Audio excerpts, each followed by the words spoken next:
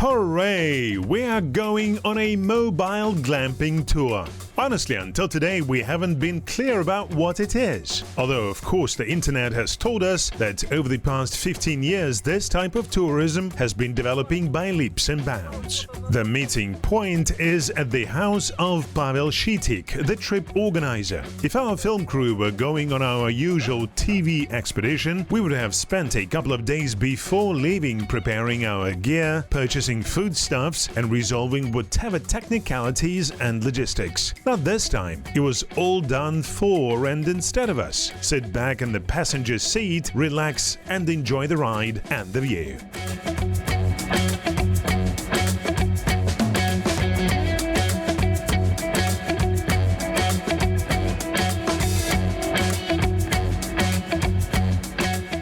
We are leaving the Almaty city agglomeration and will have to go for about 200 kilometers along the modern Western China-Western Europe highway, then turn towards the Qungai-Alatau and get to the village of Sati in anticipation of another several tens of kilometers along the mountain road.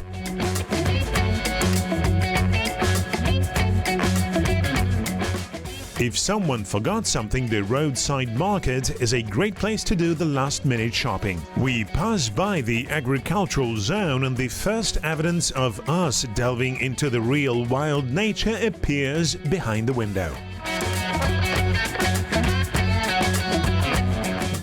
Demoiselle crane is a steppe bird. The virgin land development in the 60s of the last century led to its inclusion in the National Red List. Buzzards and steppe eagles can be easily seen from the road as well.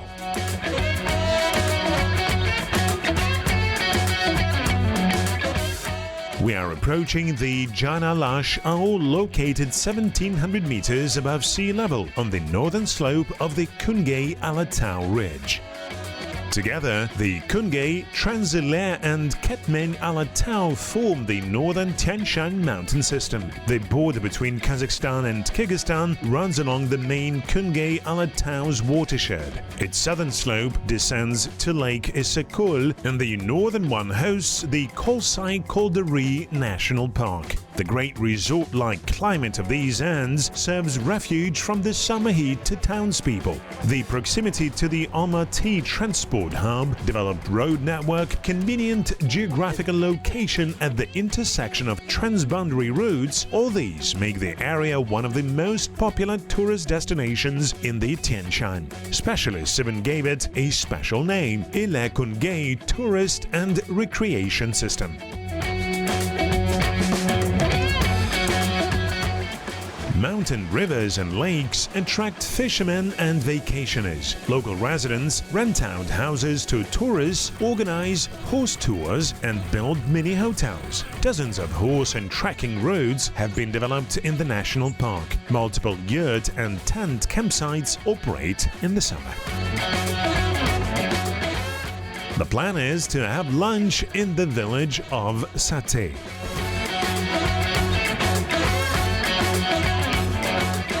Sati stretches along the banks of a stormy river. Shalak is one of the largest rivers in the northern Tian Shan. In autumn and spring, its water is clean and clear, but when glaciers start melting, the river water color turns creamy white. The stormy flows transport clay, sand, and debris from the mountains. The sediment particles have been accumulating in the valleys for millions of years, forming fertile soils. The Shalak River originates in the glaciers of the Shalak-Kamin Bridge, several tens of kilometers from Almaty. Flying on a helicopter over the mountain peaks, it would take us just a few minutes to get to the Shalak River. Using land transport, we had to make a huge circle around the mountains. Over the past 10 years, Sati has been gradually growing as a popular tourist site. There were times when tourists were harsh romantics, willing to walk 100 kilometers through the mountains with 40-kilogram backpacks behind their backs. After the march over the glacier, even tinned meat and instant noodles taste as the most exquisite delicacies. Sporting tourists still exist today, although there are much fewer of them. Yet, a totally new generation of tourists has appeared, ready to pay money for outdoor recreation. Both of the categories benefit the state. Whereas conventional sporting tourists contribute to the nation's health, promote healthy lifestyle, urge the younger generation to give up alcohol and drugs, as well as facilitate environmental education among young people, the second category make tourism a profitable economic cluster. These who have made tourism their business also benefit the state by way of generating foreign currency profits, paying taxes, and creating new jobs. Competition in the international tourism market is high, so these who want to win the hearts and wallets of potential customers should be constantly raising their service standards and improving their tourist products. Tourism also allows improving the overall environmental situation. For example, the residents of the village of Смотрите have switched from cattle breeding to tourism, thereby reducing the grazing pressure on the land of the national park. Yet, of course, transition to resource-efficient environmental management strategies is not a quick process and requires not only state support, but also shifting the environmental mindset of the citizenry.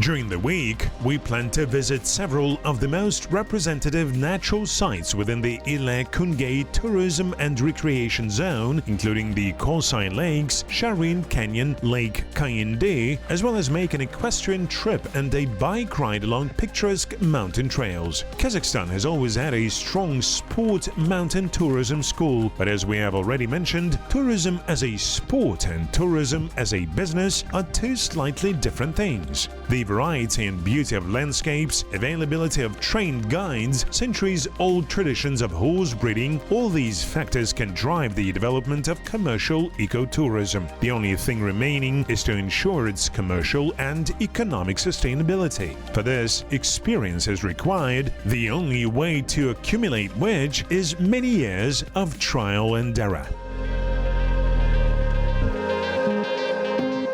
The term glamping is a portmanteau of glamour and camping, and emerged in the UK only 15 years ago. During this relatively short time, this new type of recreation gained great popularity across the globe. The idea behind glamping is allowing tourists to enjoy the beauty and tranquility of wildlife in comfortable conditions, and without straining themselves with household chores. For comfort, such tourists are willing to pay specially trained personnel. In fact, tour operators specializing in glamping ensure hotel-like service in the middle of nowhere. Initially, only stationary glamping sites existed, but gradually the meaning of the term has expanded to include mobile glamping sites, that is, conventional tent camps with amenities, although not all experts agree with this.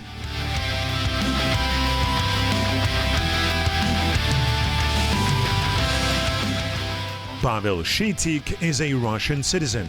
In the past, he had traveled across Central Asia for his own pleasure. Then, living in Yekaterinburg, he started organizing tours in Central Asia and eventually moved to Kazakhstan.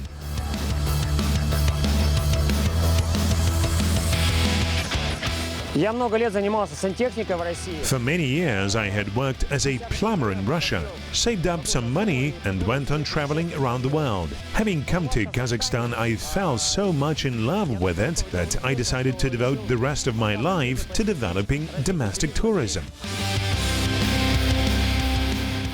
Pavel had traveled not only all over Kazakhstan but had also visited the most beautiful places in Kyrgyzstan, Tajikistan and Uzbekistan. Living in Almaty, at the crossroads of popular Central Asian touristic routes, it is much easier to organize tours than from the distant Yekaterinburg.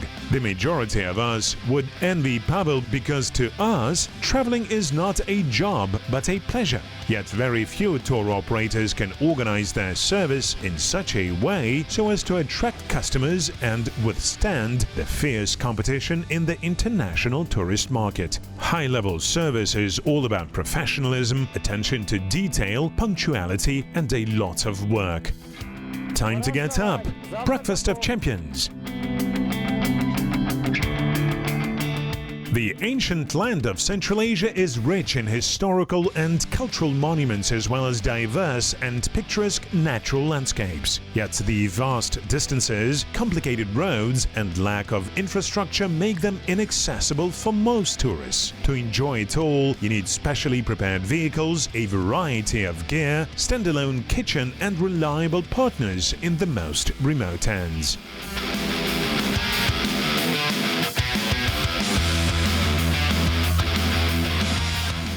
The harsh roads of the Tian Shan, Altai and Pamir do not forgive mistakes. Both the vehicles and the drivers should be ready for and experienced in driving in the mountains.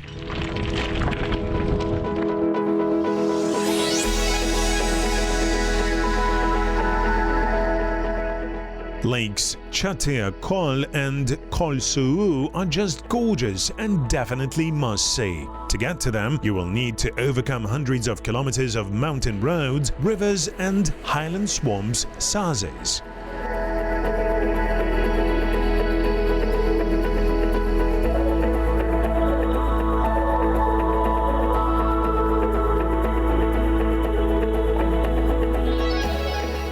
To admire the fantastic ledges of the Ostjord Plateau, you will need to cross the waterless desert stretching for 500,000 kilometers from the Aral to the Caspian Sea.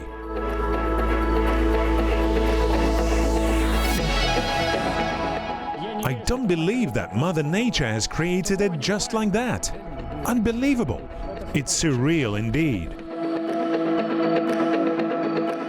This is the Zhigilgan Gap on the Caspian Sea shore. It is about 3,500 kilometers between here and Almaty. High level of service helps tourists endure all the hardships of camping life. In expeditions, whether willing or not, people are forced to closely communicate with each other. So an experienced tour operator pays a lot of attention to team members' compatibility. We work by the principle of one trip, one company, because for us the main thing is the psychological comfort of all the participants. After all, when people with different interests meet in one and the same company, it can generate discomfort. The right place for setting up the camp has been chosen. A couple of hours later, a small town will emerge on the river bank with a sleeping, kitchen and bathing zones, medical and technical facilities.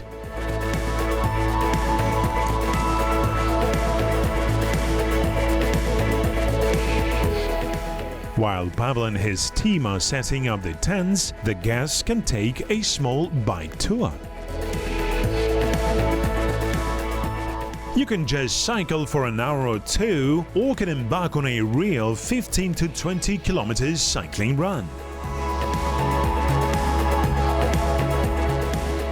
No problem combining the bike tour with mushroom picking. Only 1 hour of cycling and a whole bucket of mushrooms. Mushroom picking cycling is a great sport. The camp is set up. Can we call it a glamping? Pavel Shitik is sure of that. I have studied various types of tourism available here in Kazakhstan, but for myself, I have chosen mobile glamping. Modular structures are often used for setting up stationary glampings. They are installed on special stands, get connected with temporary lines, and supplemented with sanitary facilities. Such camps can be installed only on leased land. To set up a tent camp, you do not need to rent out the land. You don't even need to get a special permit if it's not a specially protected wildlife area where you want to establish your camp. What is mobile glamping for me? It's a possibility for like-minded people to travel together in comfortable conditions to remote and picturesque wildlife locations. We will leave the terminology debate to linguists, because if Pavel and his guests want to call their comfortable mobile camp a glamping, they have all the right to do so. Және, tell us, how was your night in our mobile glamping? Pasha, how can anyone sleep with such a view outside the window to the river mountain noise? The most important thing is that the mattress was high up. It was 5 degrees outside, but I didn't even get my sleeping bag out. A real toilet with a real toilet seat. The choice of bath or shower in the evening. It takes several hours to set up such a camp. If you are in a hurry, then probably you will have to sacrifice the comfort and spend the night in the vehicle and make your sandwiches on the vehicle hood. But if planning the tour you schedule enough time for installing the camp, you can safely enjoy the full comfort. Pasha, honestly, I have been to many places, have seen a lot, and have been doing this for many years, but I've never seen tents like this. Where did you get them? Және, the half-barrel design of these tents is special. Their ventilation system is very carefully thought out, and virtually no condensate accumulates.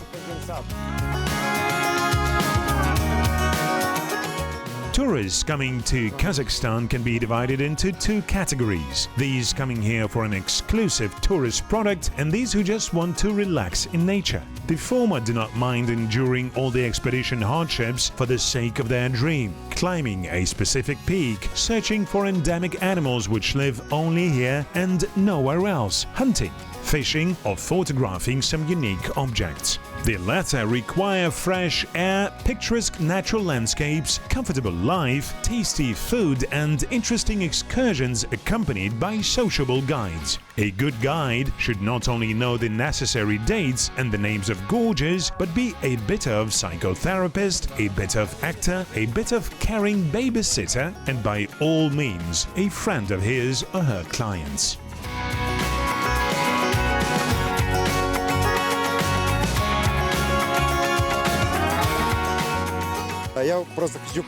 Tell me what kind of tourist groups come on your tours. Different people, young and with families, senior people also. For each group, we design a special program which satisfies their special interests. Like all other people, different tourists are very different. Я приехала из города Ташкента. Я впервые. I came from Tashkent. This is my first time on a trip like this. My emotions are running high. I'm so delighted I came. Now my dream is to travel as much as I can. Unfortunately, I will not be able to do it often, but I will be happy to do it as often as possible. I am fond of going to nature and leading a healthy lifestyle.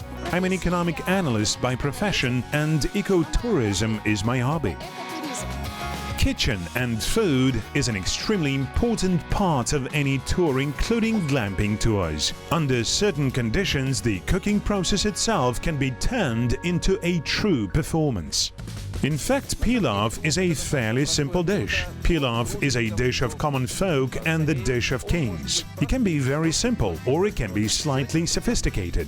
Today we will cook a festive pilaf. We have a holiday today and we will add some special ingredients to our pilaf to decorate it and make it special. What to start with? The first thing to do while cooking pilaf is to get your chickpeas right. Chickpeas, as you know, is a legume, so we have boiled them in advance.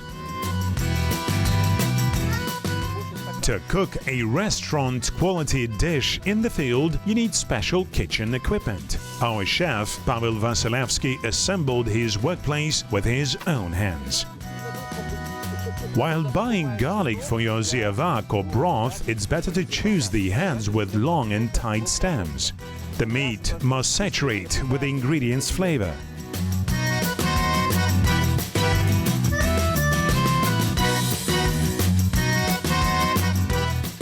It seems the dinner is ready. A solemn moment. Food should be not only tasty but diverse. Our dinner tonight will include a truly nomadic dish: sheep white cheese simmered with vegetables and kazi or horse meat sausage.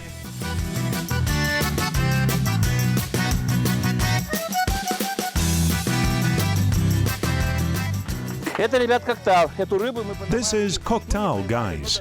Like real nomads, we didn't catch it ourselves, we simply bought it. It's a very good and fresh carp. After dinner, the only two things missing around the bonfire are a little dancing and singing. Tonight's repertoire is retro style.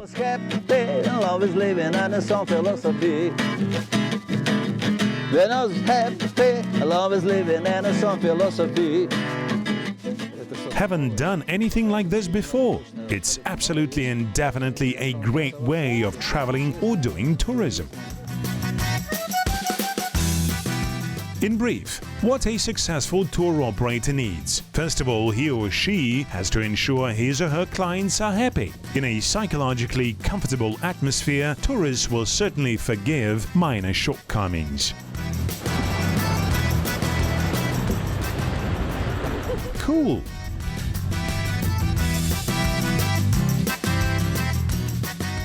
On the contrary, even the most exquisite service and the most picturesque locations will be useless if tensions arise within the group or between the tourists and the staff. I have been engaged in tourism for over 10 years. I went to different countries and took part in multiple information tours for travel agencies. Now I am getting acquainted with glamping tours with Pavel Shetik. It's definitely a unique offer on Kazakhstan's tourism market. Fresh foods for glamping purposes are usually purchased from local farmers.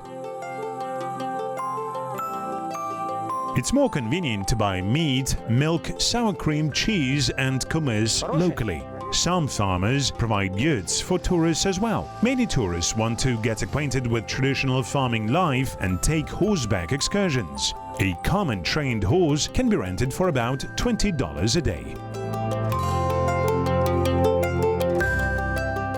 Сегодня я оказался в шикарном месте. Today I found myself in a gorgeous place, deep in the wild nature. I love traveling and have been abroad many times as well as traveled inside Kazakhstan several times. I set up my own camp myself. Быт. In Kazakhstan, over 1,500 organizations are licensed tourism operators, but only less than half of them operate successfully. Most travel agencies specialize in foreign or outbound tourism. Between 2015 and 2019, the number of tourists entering Kazakhstan increased by about 10% each year. The number of domestic tourism operators has been gradually growing to meet the demand.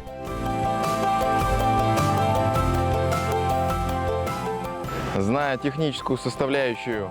Well aware of the technicalities of organizing such events, I clearly understand how much it all costs.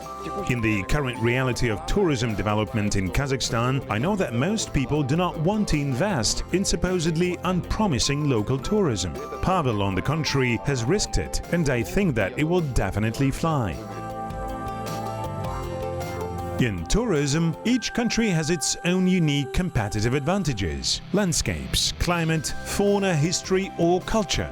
Tourist brands build on these advantages. In Turkey, it's beaches with multicolored fish. In Egypt, it's pyramids. In China, it's the Great Wall. What unique advantages does Kazakhstan have? As you know, about 6,000 years ago, horse was domesticated on the territory of present-day Kazakhstan. And since then, the Institute of Horsemanship has played a key role in the economy, culture and history of the nomads. Modern Kazakhstan has everything necessary for developing and promoting its equestrian tourism. Horses, trained guides, and most importantly, breathtaking landscapes and biological diversity.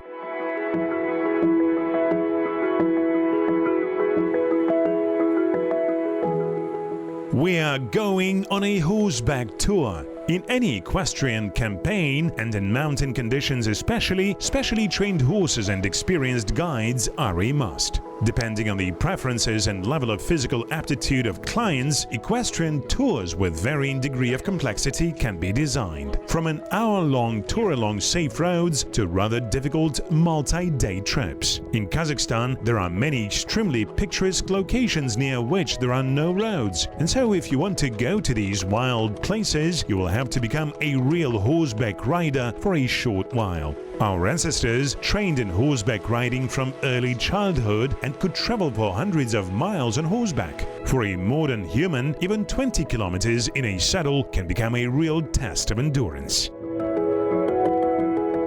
In front of us there has opened the Shellac Valley. Look how beautiful it is.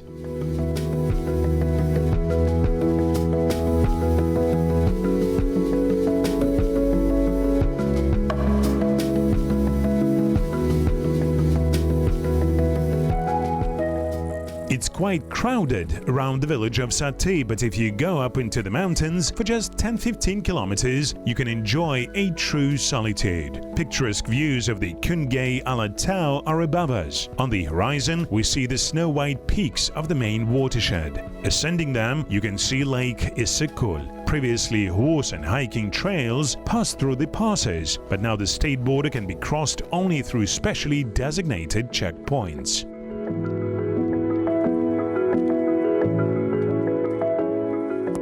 For real, it is an incredible way of spending your holidays. Have never experienced anything like this before. Equestrian tourism is a type of ecotourism. Environmental tourism is considered to be the one that allows you getting aesthetic pleasure from communicating with wildlife without compromising it. The modern ethical concept of ecotourism takes into account the vital needs of local communities. Ecological tourism should allow local residents generating income from picturesque places and thereby motivate them to preserve the landscapes in their pristine purity and beauty. Whereas ecosystems with unchanged landscapes and rich animal and plant worlds have been gaining true value, pastures degraded due to overgrazing and devoid of wild animals are unlikely to attract anyone. In the Qazaq Alatau, there are still areas practically untouched by economic human activity where you can find virgin ecosystems full of animals and birds. No doubt, an opportunity to observe and take a picture of a deer, bear or ibex represents a huge competitive advantage of any horseback tour.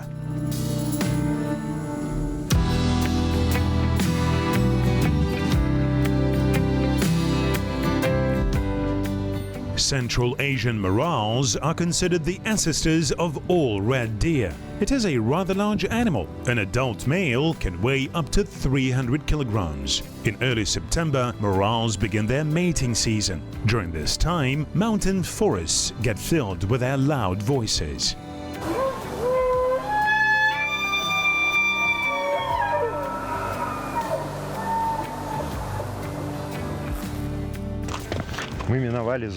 We have passed the mountain forest belt and went up into the alpine pasture zone. See how rich the grass diversity is here? They are not only very beautiful, but also have a lot of legume plants, which is extremely important for the ungulates.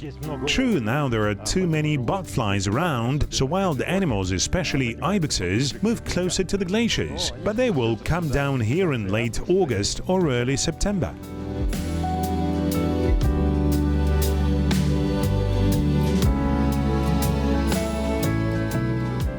High-altitude mountain belts can be compared to multi-storied houses. Roe deer live in the foothills, morals and wild boars inhabit the mountain coniferous forest belt, ibexes live one floor up.